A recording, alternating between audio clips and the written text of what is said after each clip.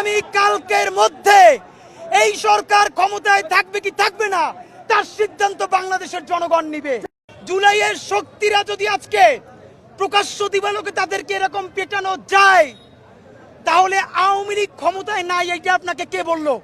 জুলাই আসলে তো আমরা হারাই ফেলছি, আমাদের কাছে তো জুলাই নাই। এর সর্বশেষ নিকৃষ্ট প্রমাণ আজকে রাতে আমরা যেটা দেখলাম, মানে আসলে বলবারই ভাষা নাই। যে নুরুল হক নূর তো মানে যে কেউ না, মানে এর মানে যে কাউকেই এভাবে পেটানো যাবে এইটা কোনো কথা না। আমরা সবাই বারবার নুরুল হক নূরের ভিডিওটা দেখছি, কিন্তু এইখানের ইমার্জেন্সিতে ইসলামী ব্যাংক হসপিটাল কাকরাইলে অন্তত 50 জনের অধিক প্রচন্ড অসুস্থতা নিয়ে ওখানে আছেন।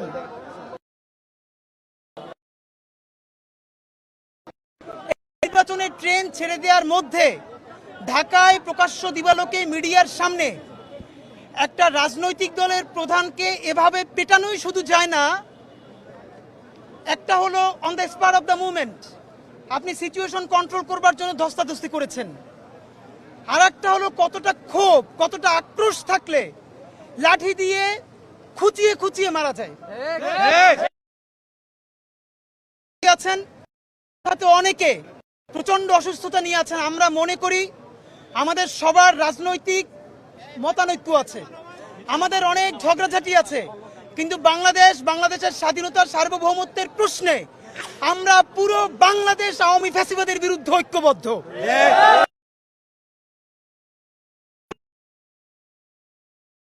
সেই শক্তি ফ্যাসিবাদকে ফিরিয়ে আনবে এবং ষড়যন্ত্র করবে, আমরা সেটা হতে দিব না।